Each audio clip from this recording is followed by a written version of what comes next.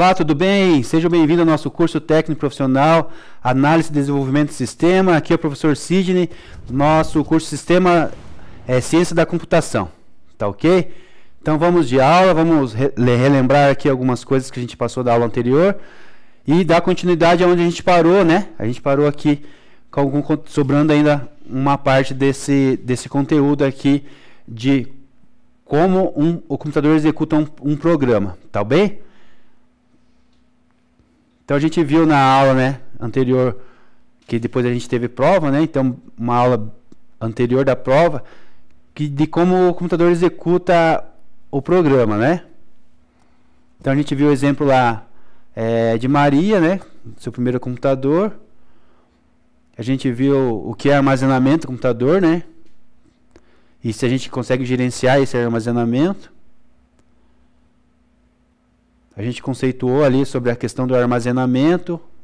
Entramos ali sobre a RAM, a memória RAM, né? O espaço. A CPU, falamos um pouco da CPU, né? Funcionamento da CPU, né? O ciclo de instrução. Deu para entender um pouco sobre o funcionamento aqui. A gente fez essa pergunta, por que é importante gerenciar o espaço de armazenamento em um computador, né? Vocês chegaram a responder essa pergunta no caderno de vocês? O professor não colocou essa atividade lá no Google Class, mas a gente vai postar no caderno lá, valendo ponto, valendo nota. Pode ser?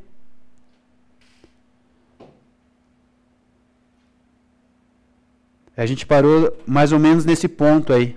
Eu não lembro se vocês chegaram a concluir essa atividade. Eu vou pedir um tempinho para vocês, ó, 5 minutos. 5 minutos para vocês me responder, tá? Eu vou entrar ali no Google Class e vou postar ali a atividade para vocês me colocarem a atividade lá, tá bom? Um minutinho aí então.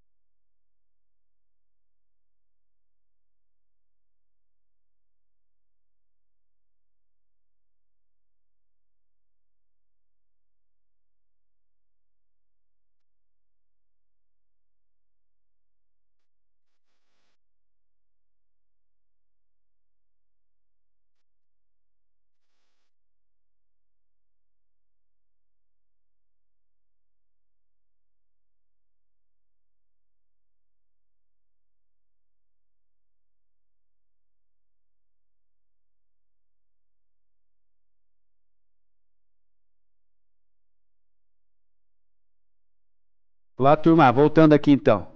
Deu tempo lá de vocês fazer lá, tá? Acredito que sim. E quem não deu, continua aí depois, faz aí durante o que o professor vai falando ou em casa, né? Tá? O professor vai continuar aqui, a gente vai fazer a resposta comentada, tá bom? Deixa eu só me encontrar aqui. Então vamos lá.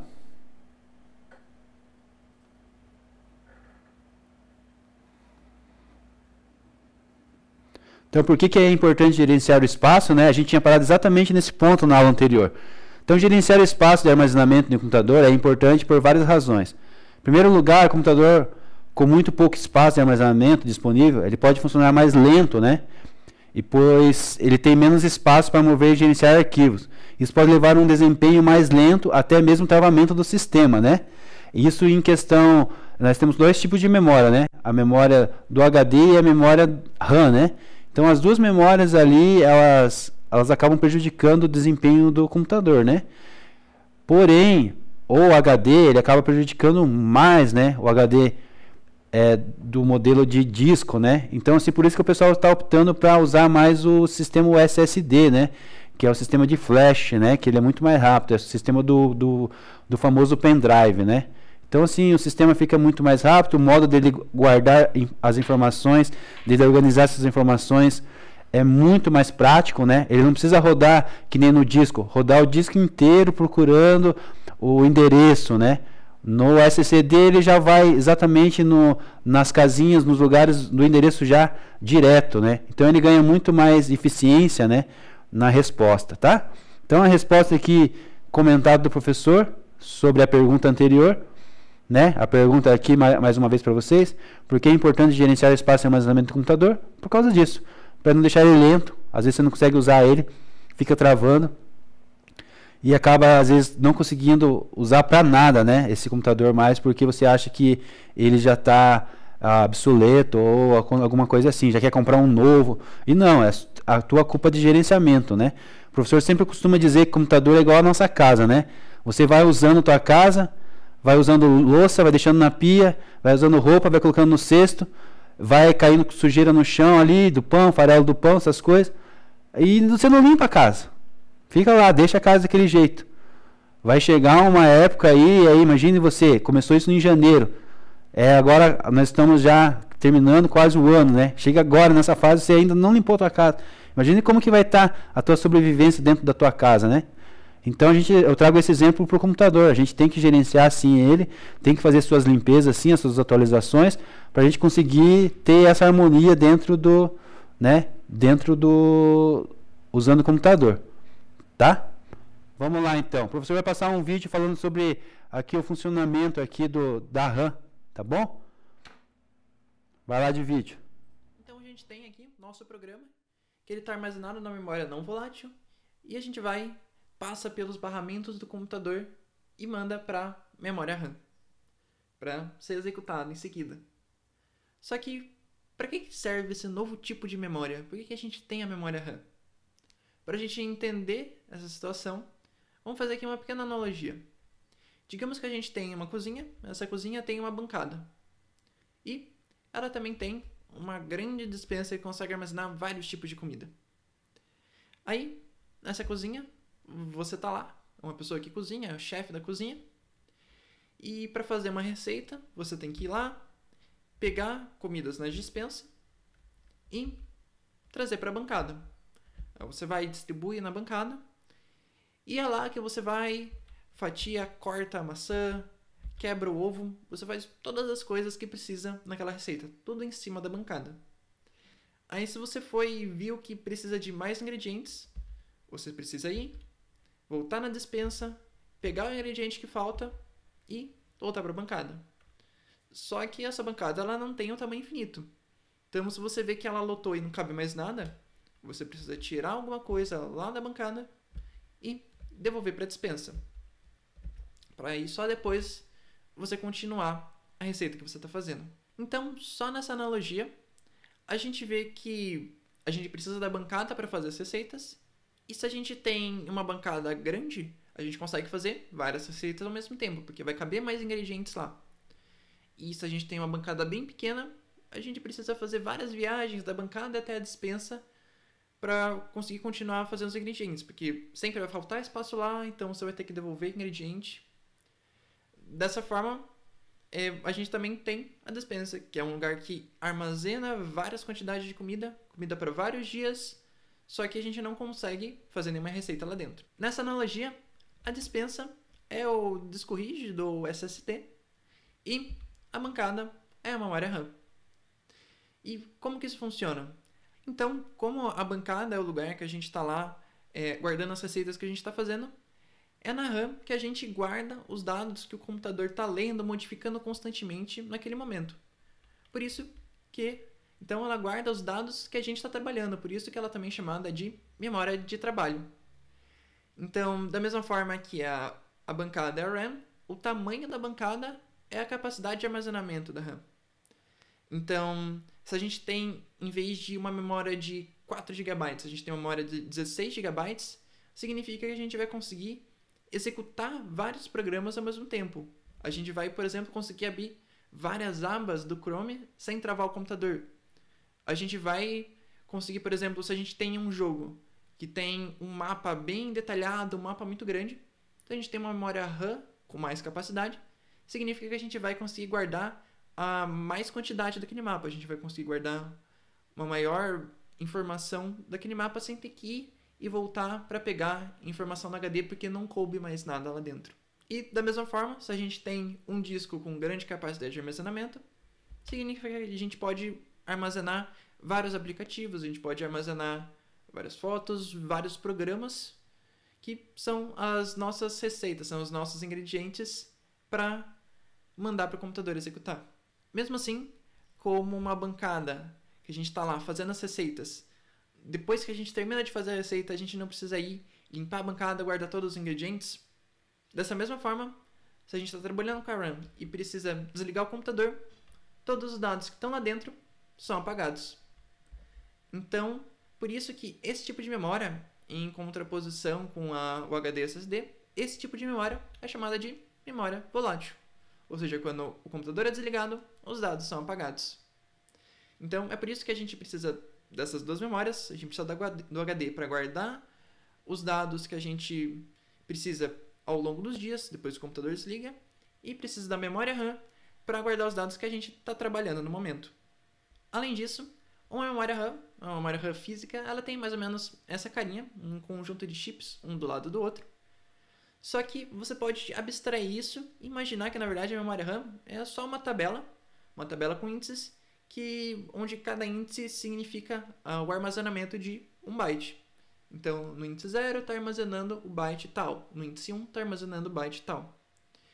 Então, se a gente quer ir e a gente quer ler ou escrever alguma coisa na RAM, digamos que a gente está, por exemplo, querendo escrever, a gente precisa dizer o índice onde a gente está querendo escrever e escrever naquele lugar. Aí, digamos que a gente quer escrever agora no índice 1, a gente vai e escreve no índice 1, e no índice 2 a gente vai e escreve no índice 2. Esses índices são como localização dentro da RAM. Então, por isso que eles também são chamados de endereço. Então, o endereço 0 da memória, o endereço 1 da memória, o endereço 2 da memória. Então, esse daí é o funcionamento da memória RAM. Então, ela guarda como se fosse uma tabelinha dos dados que a gente está trabalhando no momento. Mas, da onde que vem esse nome? Por que memória RAM? Memória RAM vem do termo Random Access Memory, que significa memória de acesso aleatório.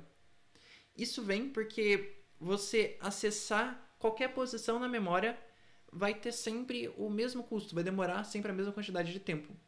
Então, se por exemplo a gente está escrevendo no endereço 0 da memória e depois a gente quer ler o endereço 1, isso vai demorar o mesmo tempo do que se a gente estivesse escrevendo no endereço 0 e quisesse ler o endereço 10.000. Então, a gente demora o mesmo tempo sempre para pular de um endereço para o outro. Isso é diferente, por exemplo, do HD.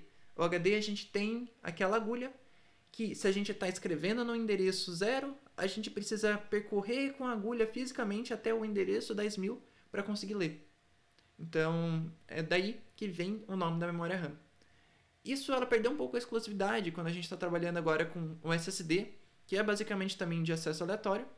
Então, essas memórias mais modernas de armazenamento também têm essa característica. Mas, quando a gente está falando de RAM, de Random Access Memory, a gente está falando desse tipo de memória. Dessa forma, o que a gente tem é a nossa dispensa, onde a gente vai guardar os arquivos que a gente tem, o arquivo do código de máquina que a gente vai precisar executar, nosso HD. Aí a gente manda esse código para a bancada, a nossa memória RAM, que é onde a gente vai começar a mexer as coisas lá em cima. E a gente precisa mandar agora todo esse código que está em cima da nossa bancada para a pessoa que realmente vai pegar e manipular as coisas, vai executar de fato esses programas, que é o nosso cozinheiro, que é o processador ou CPU. Vamos ver como que ele funciona. Isso aí, turma. Prestaram atenção no vídeo sobre RAM, da memória RAM? Tá, eu estou aqui com a plataforma Alura aberta. Eu quero incentivar vocês a entrarem aqui no curso de arquitetura de computadores, né? Por trás, como o seu programa funciona, né? Então, aqui estou aqui na Alura. Então, aqui a gente vai ter aqui, ó, como o computador lê o seu código, como o computador executa um programa, como o computador executa vários programas, como a memória funciona, como todos são armazenados, né? Então, aqui tem as aulas, a apresentação, o código da máquina, né? Tem os vídeos aqui todos. Muito bom esse material aqui. Vai complementar bastante a aula nossa. Então, eu estou aqui incentivando você a entrar lá e concluir o curso. Depois que você concluir o curso aqui 100%, você tem o seu diploma, né? O certificado desse curso aqui. Lembrando que agrega valores para você, para o mercado de trabalho. Tá bom? Ontem o professor viu uma reportagem. Vamos precisar de muitas mãos de obras na área de TI até 2027. Está faltando muito profissional. Muito mesmo. Então, assim, profissionais vão ser muito bem remunerados e vocês estão nessa faixa que vocês podem entrar nesse ponto de mercado, né? Nessa fatia do mercado aí. Então, assim, dominar bem aqui essa parte da arquitetura, de hardware, de redes, né? O pessoal de redes está ganhando muita grana mesmo. Eles estão contratando o pessoal de redes aí, tá faltando profissional. Então, assim, vamos se dedicar, vamos se esforçar. Então, o professor está mostrando aqui a plataforma como funciona, né? Mais ou menos. Tem aqui umas perguntas, tem aqui umas atividades bem legal para você participar, né? E cada tópico aqui você vai entrando em uma parte do computador, né? Processador, memória RAM, né? Então, muito interessante aqui você participar, tá? Estou motivando você aí. Vamos voltar aqui na nossa apresentação. Então, voltando aqui. Então, nós estamos lá, falamos agora há pouco no vídeo aí, vocês prestaram atenção, acredito que sim, né? Por que o professor traz em forma de vídeo? Porque a forma de vídeo consegue trazer informação muito mais compacta, chamar mais a tua atenção para aquilo ali, né? Tá bom? Mas aqui nós estamos também conceituando também da mesma maneira, né? Não deixa de ser da forma de vídeo também, mas é ao vivo, né? Então a gente tem aqui a nossa interação e torna isso muito melhor. Então, voltando falando de memória RAM aqui, né? A Random Access Memory, né? Memória RAM. Então, assim, ela é volátil, né? Volátil de curto prazo, usado para computadores para armazenar temporariamente dados que estão sendo processados, né? Então, assim, ela é acessada quando é ligado ao computador, ela tem a sua funcionalidade ativada, e quando é desligado o computador, sua função é desativada, né? Então, essa função, ela permite que o processador acesse rapidamente informações e dados necessários para executar programas, né? Executar atividades no computador, sem a necessidade de buscar lá no disco rígido. Lembra que o disco rígido, o disco ele é lento, né? O SSD ele é mais rápido. Então, assim, se você tem um computador ainda com HD, provavelmente ele está lento, né? Por causa dessa atualização do sistema operacional, o acesso da internet está mais pesado, tudo mais requer mais poder de processamento, né? Então, assim, quem tem ainda o disco rígido sofre um pouquinho da lentidão. Então, o SSD já não tem tanto essa dificuldade. Então, assim, sem precisar ele buscar essa informação lá nos HDs, né, ou no SSD, ele é guardado na memória ali, por um período curto, então fica muito mais rápido, né, essa dinâmica de alocação ali de memória, ou de busca de informação, ou requisitando ali uma função de uma execução de uma atividade, de um software, de um programa, né. Então, nós temos ali tipos de memória, né, a Dynamic, né, que é a RAM, que a gente usa nos computadores, né? E a Static, né? Que é usada em cache de CPU, que é a memória do CPU. É a mais rápida, porém é a memória mais cara, né? Por isso que a gente fala, quando o poder de processamento de CPU, a gente fala de coisas em valores muito maiores ali do que a RAM, né? Do que todos os outros componentes do hardware do computador. Ainda aqui na RAM nós temos a característica, né? Lembra que a gente falou que ela é volátil? Então os dados são armazenados, né, nela. E durante esse período que é desligado o computador, ela é reiniciada, ela é zerada, né? Então é desligado e todos os dados que foram guardados ali são perdidos, né? Então, assim, sobre a velocidade, ela é crucial para o desempenho, né, do sistema operacional. Ela afeta diretamente na rapidez do sistema, né? E quando você precisa alternar entre tarefas, né? Estou lá executando lá o Photoshop, preciso abrir o Google e vou abrir o aplicativo de música.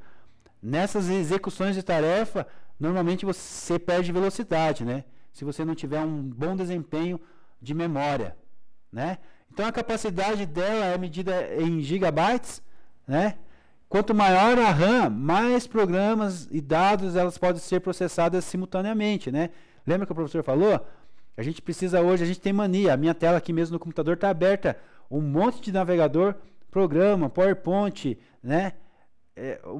Tem um monte de coisa aberta aqui. E eu gosto de deixar aberto porque a velocidade de navegar de uma página para outra é prático, é bom isso, é gostoso ter isso. Só que para você ter isso, você precisa ter um empoderamento do seu hardware, né? Então, assim, precisa ter essa memória boa, grande, e hoje é essencial você ter o SSD. Exemplo de uso. Quando você abre um programa ou aplicativo, ele é carregado na unidade de armazenamento, né? O HD lá ou o SSD. Para a RAM, né? Permitindo que os processos lá, o processador acesse os dados de forma muito mais rápida, né?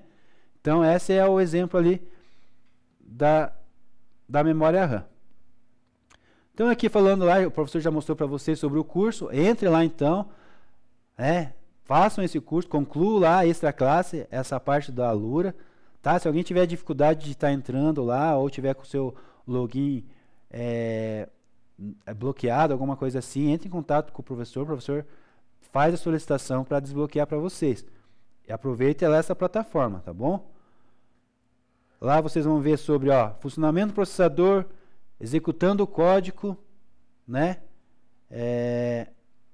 Memória na prática, né? O professor vai voltar aqui um pouquinho antes aqui, tem mais um vídeo executando o código aqui.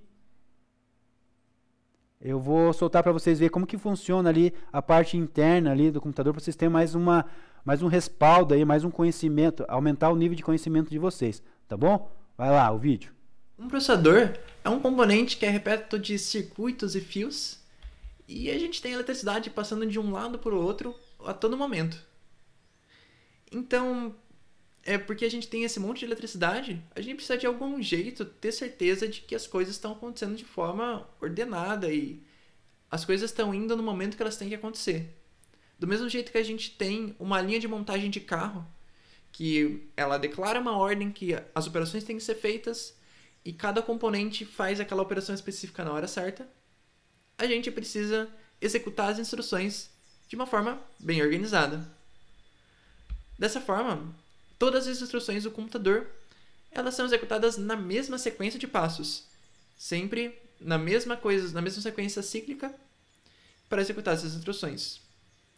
Então, vamos dar uma olhada em como que elas são. A primeira é chamada de buscar, que vem do inglês fetch.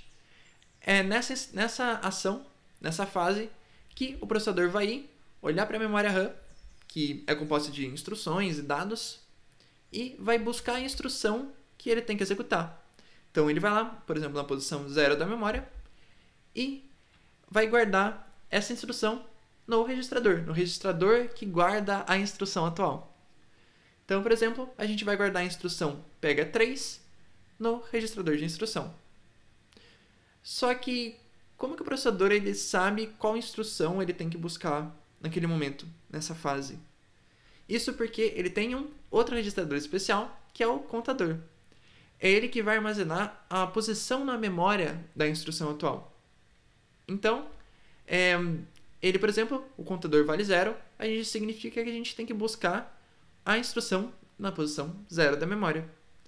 E ele funciona basicamente como aqueles contadores físicos que a gente vai apertando e ele vai incrementando de 1, 2, 3, 4. Isso acontece porque o contador, a gente vai executando as ações, as instruções, de forma sequencial. Então, se a gente executou na posição 0, a gente vai querer executar na 1 e na 2. E se a gente quiser mudar, a gente quer começar a executar na posição 10, a gente vai e modifica o valor desse contador. Mas conforme a gente vai executando, esse contador é incrementado. Dessa forma, a gente foi e buscou a instrução, e ela está lá, os bytes dela guardados no registrador. Em seguida, a gente precisa saber o que ela significa. Então, a gente vai para a segunda fase, a fase de decodificar. Essa instrução é mandada para a unidade de controle, e ela vai configurar o processador como um todo para a gente poder executar essa instrução. Então, por exemplo, como é pega 3, ela vê que isso significa pegar o valor que está na posição 3 da memória. Então, para isso, ela precisa configurar o ponteiro da memória RAM para a gente estar olhando na posição 3 da memória. E com toda a configuração feita, a gente vai para a terceira fase, a fase de executar a instrução. Então, o processador vai pegar, como ele está olhando para a posição 3 da memória, ele pega esse valor 7 que está guardado lá e vai armazenar num outro registrador especial que a gente chama de acumulador. Então a gente pega o valor 7 e guarda no acumulador. Esse acumulador é como se fosse aquele balde que a gente vai acumulando os valores intermediários entre as operações. Então a gente guarda o valor 7 ali. Então, feito isso, a gente terminou de executar, a gente volta para o primeiro passo, que é buscar a próxima instrução, e todas as operações vão ser feitas nessa ordem. Assim a gente conseguiu ter uma ideia que todas as operações, todas as instruções são executadas nesse ciclo. A gente busca a instrução, decodifica ela e executa. Busca, decodifica e executa. Só que como que a gente tem certeza de que as coisas estão sendo feitas na ordem certa? Como que a gente sabe que a gente terminou de buscar e a gente pode decodificar a instrução? Como que a gente sabe que na hora da unidade de controle configurar o processador, todas as chavinhas já foram apertadas? Para a gente ter certeza disso, a gente precisa que todas as operações elas sejam sincronizadas. Do mesmo jeito que a gente tem, por exemplo, numa música. A gente tem um metrônomo que vai sincronizando o tempo da música, ou um tambor que vai sincronizando as remadas dos remadores de um barco. A gente precisa de alguma forma de sincronizar cada operação dessa, cada fase dessa. E no processador, isso daí é chamado de clock. O clock vem do inglês relógio, mas isso não significa que ele marca as horas, mas sim que ele determina o tempo que cada operação, que cada fase dessa vai acontecer. Ou seja, como se fosse um tic-tac de um relógio. Em cada tic e em cada tac, ele vai mudar a fase de execução dessa instrução. Então, vamos pegar aqui, voltar para o nosso exemplo, o nosso código que a gente está executando. E agora vamos adicionar esse clock e ver como que ele funciona. Então, primeira fase do clock, a gente está na fase de buscar. O contador foi incrementado, agora vale 1. A gente tem que buscar a instrução que está na posição 1 da memória. Então, soma 4 é copiada para o registrador de instrução. Então, agora o registrador de instrução tem a instrução soma 4. Próxima fase, decodificar. A gente vai decodificar a instrução que está guardada aqui no registrador. Então, a gente vai configurar a ULA, Unidade Lógica Aritmética, para ela somar valores. E a gente vai configurar o ponteiro da memória RAM para a posição 4 da memória. Porque a gente quer adicionar, a gente quer somar o valor que está na memória RAM, na posição 4, para o processador. Próxima fase, executar. A gente vai executar essa instrução, agora que está tudo configurado. Então, o processador vai pegar o valor que está na posição 4 da memória RAM, que é o valor 2, e vai pegar o que está lá no acumulador, que é 7.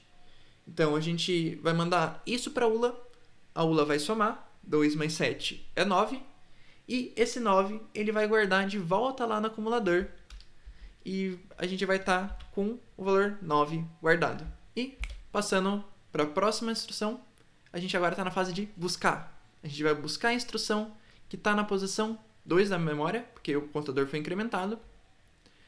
A gente pega essa instrução e guarda no registrador. Próxima fase, decodificar. A gente vai decodificar essa instrução e a gente vê que é para guardar 5. A gente vai guardar o que está no acumulador na posição 5 da memória. Então, a unidade de controle precisa ir e colocar o ponteiro na posição 5 da memória RAM. Próxima fase, a gente vai executar. Então, a gente vai pegar o que está lá no acumulador e jogar lá para a memória RAM. Então, a gente pega o valor 9 e agora, na posição 5 da memória RAM, a gente tem o valor 9. Então, é dessa forma que a gente executa um programa no computador. A gente vai indo com esses tiques do clock, passando por essas fases de buscar, decodificar e executar. E a gente vai selecionando os valores que a gente quer pegar da memória RAM. Então, isso daí é o básico da execução de um programa no computador. Além disso, você também vê que a velocidade com que esses tickets ocorrem do clock é o que determina a velocidade com que uma instrução vai ser executada. Então, como que é a média da velocidade de um computador? Um processador ele tem uma média de clock de 3 bilhões desses tickets por segundo.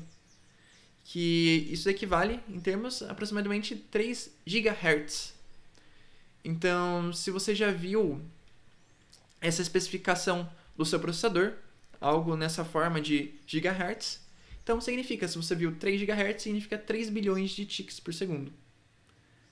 Então, isso realmente são várias e várias instruções, vários passos que ele executa em apenas um segundo. Então, o computador executa bastante coisa. Então, dessa forma, se a gente até personificar um pouco o computador, a gente pode pensar que as coisas que ele faz, as operações que ele executa, podem ser uma coisa bem chata e repetitiva. Porque ele está sempre nesse processo de buscar, decodificar e executar. E ele precisa fazer vários passos para executar instruções que levam só 3 linhas para a gente digitar. Mas é para isso que o computador foi feito. O computador ele foi feito para executar essas tarefas repetitivas e chatas. Então, se você vê na sua rotina algo que você vai fisicamente faz tarefas muito repetitivas, tarefas que são quase algorítmicas, tenta ver se você não consegue otimizar isso, tentar automatizar e mandar para o computador executar. Porque o computador foi feito para isso e é isso para que ele faz muito bem. Então, tenta tirar mais proveito desses 3 bilhões de ticks por segundo que o computador tem, porque os nossos ticks são bem mais lentos que isso.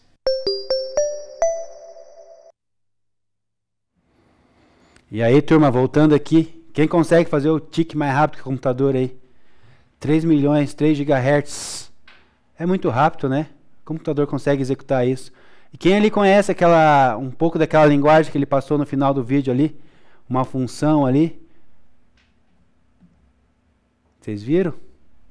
Alguém já está programando aí? Alguém conhece essa linguagem? JavaScript, né? Tá. O que a gente viu na aula de hoje, nessa primeira parte, nós vamos para a segunda parte do conceito, tá? Aí, ó, compreendemos sobre armazenamento de computadores e como ele impacta a sua utilização, tá? Então a gente viu nessa primeira etapa da nossa aula, nós vamos para a segunda etapa da nossa aula, só que antes da gente ir, eu vou só responder ali, ó. O Vitor perguntou sobre o nosso trabalho lá do Windows 10. Como que está o andamento? Vocês já começaram? Como que está? O professor quer um trabalho bem bom lá, tem um prazo grande, entrega para o dia 27, tá bom? Então eu preciso só combinar com vocês. É preciso fazer uma apresentação. Então o professor vai separar uma aula, as duas aulas que vocês têm no dia da semana, nessa semana, para apresentação do trabalho, tá bom? Né? Então assim, eu quero que seja a apresentação, além de você me entregar lá no formato do WebNT, lá no Classroom, você vai me entregar ele por lá, nas normas da BNT, junto com um slide. O professor estava pensando aqui agora.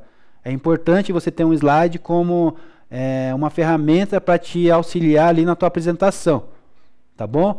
Aí vocês combinam aí com o Gabriel e como que vocês vão fazer essa apresentação. Se vocês vão usar aí, né, computador, como que vocês vão usar. E o professor pede que mande também lá no Google Classroom com antecedência a essa semana os slides, porque eu consigo colocar aqui também na tela para vocês, para aparecer no vídeo. Que daí quando for baixado a gravação da aula, vai aparecer o slide de vocês. Tá? Todas as nossas aulas ficam gravadas, o professor disponibiliza para vocês no Google Class e também está lá no YouTube, no canal do YouTube, do Escola Estúdio. Tá bom?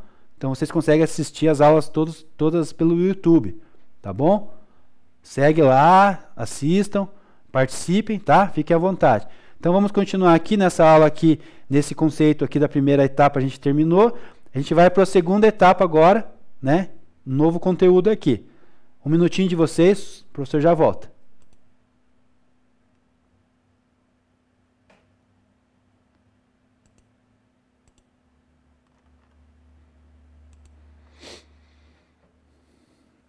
Então vamos lá. Então nós começamos aqui agora com um novo conceito sobre fundamentos da arquitetura do computador, né? A parte 1. Nós temos duas partes, parte 1 e parte 2. Tá bom? Então a gente consegue ainda até 9 horas, né? A gente termina a aula 9h10. Até 9 horas a gente consegue passar alguma boa parte desse conceito aqui, tá bom? Como que tá aí? Vocês estão tranquilos? Estão me ouvindo bem? Estão conseguindo entender? Se tiver pergunta, podem fazer aí, tá? Então, nesta aula aqui, nessa etapa da segunda, né, a segunda aula nossa, vamos traduzir os fundamentos básicos da arquitetura, né, de computadores para a linguagem de fácil entendimento ao usuário final. Né? Lembra que a gente fala uma língua e o computador ele tem a sua linguagem própria, né? A linguagem de computador, né? Então, assim, vamos também familiarizar aos termos comuns empregados na arquitetura de computadores, tá bom? Então, bora lá a aula. Então, aqui para refletir um pouquinho sobre a estrutura e a construção, né? Então, nós vamos dar um exemplo aqui da construção de uma casa, né? No edifício, né? E os computadores também possuem a mesma arquitetura, né? Ou seja, eles são compostos, né?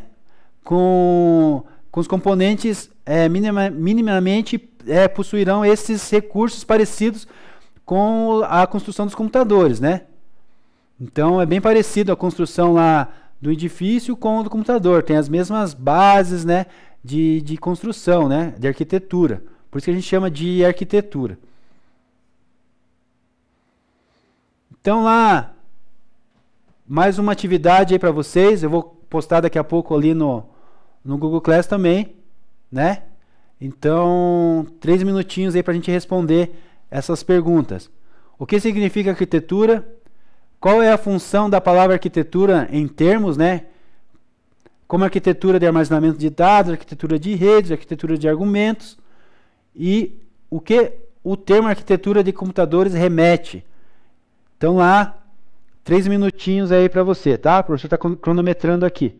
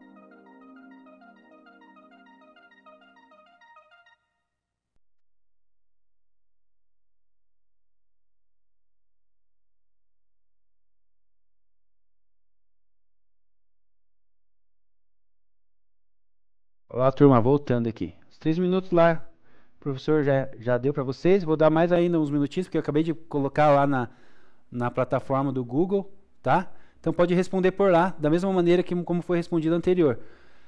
Só 10 alunos entregaram para mim a atividade anterior, tá bom? Mas o professor vai deixar disponível lá até o final do dia lá para você estar me entregando, tá? Lembrando que todas as atividades na sala estão sendo avaliadas e estão valendo nota, tá bom? A primeira pergunta, o que significa arquitetura? Né? A gente vai responder junto aqui, tá, Juan? Então, assim, se você não entendeu o que significa arquitetura, a gente está falando da arquitetura de computadores, tá? Mas a gente vai aqui para a resposta aqui, tá bom? Enquanto vocês vão finalizando a atividade, o professor vai fazendo o comentário das alternativas, tá ok? Vamos lá, então. Então, a primeira pergunta lá, né, sobre arquitetura, a resposta pode ser forma e estrutura. Então ela é a disposição das partes ou dos elementos que compõem o edifício ou espaços urbanos, né, geral, né? Falando da arquitetura do modo de construção. E da arquitetura de máquina, a gente vai estar desenvolvendo, né, nesse conceito aqui nas aulas agora, tá? Essas estruturas a gente vai entender conforme o andamento aqui da aula, tá bom? Então essa é a primeira resposta aqui, ó, que o professor trouxe para vocês lá, tá? A segunda qual é a função da palavra arquitetura em termos como arquitetura de armazenamento e dados, né? Arquitetura de redes, arquitetura de argumentos, né? Então a resposta lá a arquitetura diz respeito à ideia de conjunto, né? Conjunto de protocolos, conjunto de informações, conjunto de componentes dos dados, estruturas argumentativas, né? E etc. Então arquitetura significa forma, estrutura ou conjunto de alguma coisa, né? Então essa resposta ela complementa, né, a resposta anterior, né, que era sobre arquitetura. Tá tudo bem até aí, então? Então a resposta 2, a pergunta 2, a resposta está aqui, tá? Mais um tempinho para vocês aí.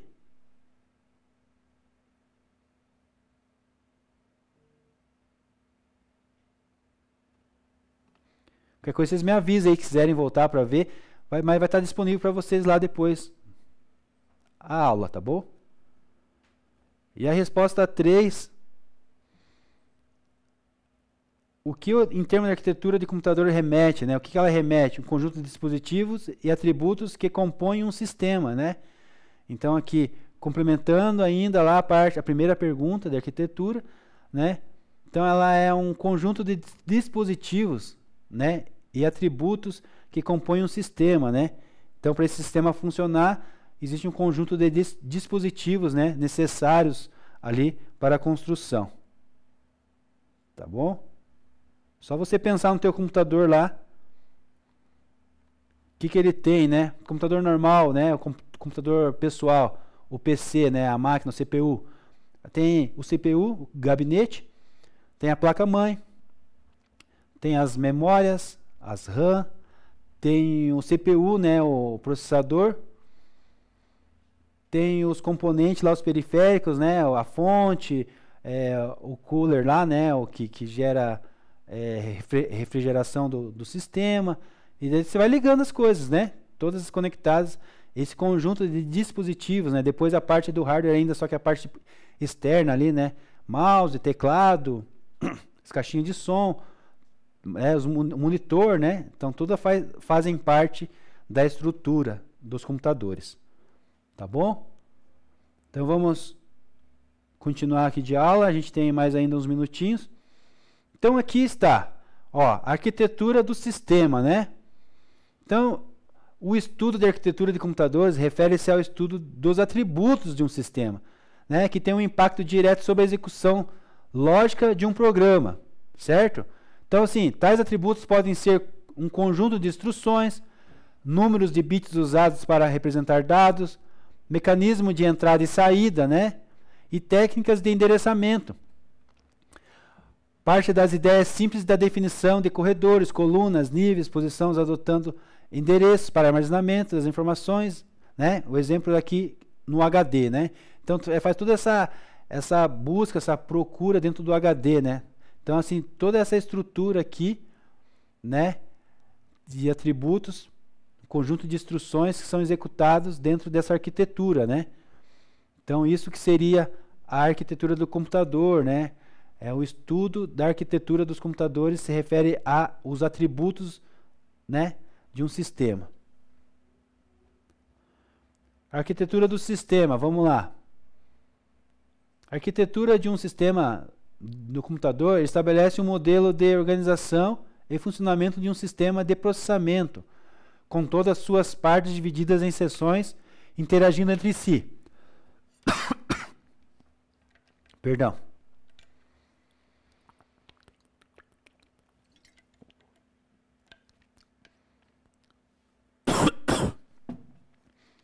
Perdão, de novo, desculpa. Então aqui é a arquitetura. Então nós paramos na arquitetura, com todas as suas partes divididas em seções, né, interagindo entre si. Então assim, elas precisam estar funcionando perfeitamente, as conexões dela, porque uma depende da outra, né? Elas interagem entre si, essa estrutura, então elas precisam estar bem conectadas ali, bem certinhas, né? Deixa eu só ver aqui, a gente tem 3 minutos para as 9, e nossa aula termina 9h10. Se eu ver o próximo vídeo aqui que eu vou passar para vocês sobre arquitetura, ver quantos minutos tem, já te retorno. Dá tempo então, tá bom? A produção deu retorno para nós aqui. Vamos passar o vídeo então, tá bom? Arquitetura de computadores, o básico, tá bom? Bora lá, vídeo.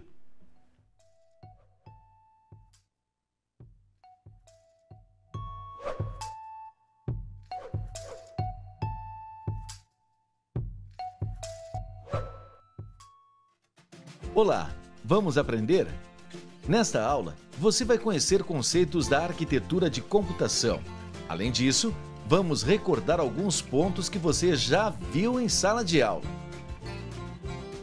Um computador é uma máquina, ou seja, um conjunto de partes eletrônicas e eletromecânicas capaz de coletar, manipular e fornecer sistematicamente os resultados da manipulação de dados para determinado propósito. Um computador é composto por um hardware e um software. Vamos ver a definição de cada um deles? Hardware é o nome que se dá para a parte física do computador. É tudo que você pode tocar: mouse, teclado, caixas de som, placas, fios e componentes em geral. Já o software é o nome que se dá a toda a parte lógica do computador, ou seja, os programas que você vê funcionar na tela do computador. Sem o software, o computador é inútil. Embora tenham ocorrido revolucionárias transformações na área da eletrônica, o microcomputador de hoje ainda mantém a concepção funcional dos primeiros computadores eletrônicos.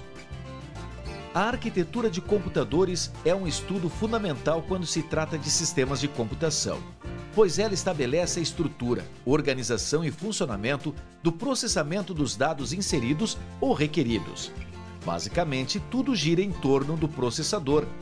Os componentes básicos de um computador são: Unidade Central de Processamento, em inglês, Central Processing Unit, CPU, responsável por realizar as operações precisas. Vamos ver Quais são eles? A memória principal, que é uma área de trabalho para o armazenamento das informações que serão processadas. Os dispositivos de entrada e saída, importantíssimos para o recebimento e exibição de informações, bem como o armazenamento delas. E o sistema de interconexão, pelo qual os dispositivos podem se comunicar e trocar dados. Em resumo, para processar dados, enviamos informações via dispositivos de entrada, que são enviados para uma memória principal, que então passará tais informações ao processador. Além disso, após todo o trabalho de processamento, é muito importante que exista um local para o armazenamento daquilo que foi processado. Ficamos por aqui. Espero que você tenha gostado. Bons estudos!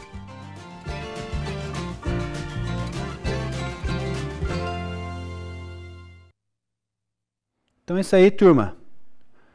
Acredito que o conteúdo da aula aí foi passado. Professor, tomara que o professor tenha alcançado com êxito aí as informações para vocês, o conceito, tá? Só relembrando aqui, ó, a avaliação lá, a primeira, 11 pessoas estão pendentes ainda. Não sei se tem alguém na sala, na turma de hoje, que está presente aí e não fez. Por favor, entrega pro professor lá. Então aqui, ó, alguns nomes aqui, né? E eu preciso das atividades de hoje. Lá, tem 2 atividades. Só a última agora, só 3 me entregou. E a primeira, só 11 me entregaram. Tá bom? Lembrando que o professor cria esse sistema de atividades. Ó, existem várias atividades aqui que vão te ajudar na recuperação. O método de recuperação do professor de nota são essas atividades aqui. Tá? Então, se você quer garantir lá um banco de notas para o final do ano, faça as atividades, tá bom? Então, por hoje é só, a gente fica por aqui. Até o próximo encontro. Aquele abraço.